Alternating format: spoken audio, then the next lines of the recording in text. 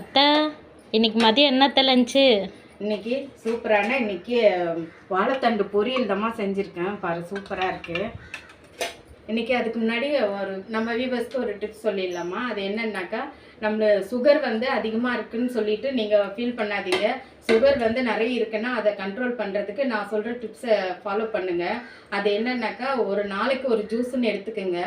நெல்லிக்காய் ஜூஸு, சொரக்காய் ஜூஸு, வாழைத்தண்டு ஜூஸு, முள்ளங்கி ஜூஸு, இந்த 4 ஜூஸும் ஒரு நாளைக்கு ஒன்றுன்னு எடுத்துக்கோங்க. அதே மாதிரி கொஞ்சம் வாக்கிங்கும் போயிட்டு வந்துடுங்க. ஏன்னா நம்ம வீட்டில் நாங்கள் அது மாதிரி தான் ஃபாலோ பண்ணுறோம். இது கண்டிப்பாக உங்களுக்கு நல்ல ரிசல்ட் கிடைக்கும்.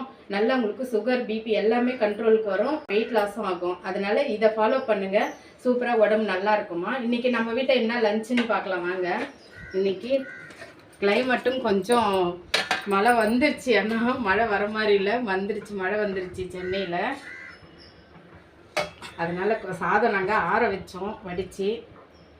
பரவாயில்ல, மழை வந்துருச்சு. இன்றைக்கி ஒயிட் ரைஸு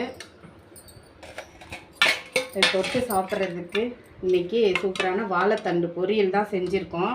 இந்த பொரியல் செய்யும்போது இந்த உடச்சிக்கல்ல கொஞ்சம் அதை தூள் பண்ணி போட்டுக்கோங்க.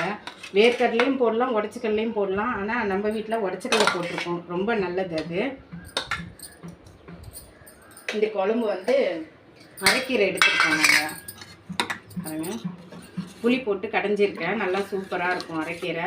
வாரத்தில் ஒரு 2 நாள் 3 நாள் கீரை எடுத்துக்கிறது ரொம்ப நல்லது. கீரை பொரியலாகவும் எடுத்துக்கோங்க, கடைசலாகவும் எடுத்துக்கோங்க. அதை கொஞ்சம் வத்தல் வறுத்து வச்சுருக்கேன் நான், கஞ்சி வத்தல் நம்ம வீட்டில் போட்டது. இன்றைக்கி சூப்பரான லஞ்சு ரெடி ஆயிடுச்சு. அரைக்கீரை கடைசல், வத்தல், வாழைத்தண்டு பொரியல். இன்றைக்கி நம்ம வீட்டில் லஞ்ச் ரெடி. வாங்க எல்லோரும் சாப்பிட்லாம். நம்ம வீடியோ பார்த்துட்டு சப்ஸ்கிரைப் பண்ணுங்கள், லைக் பண்ணுங்கள், மறக்காமல் ஷேர் பண்ணுங்கள்.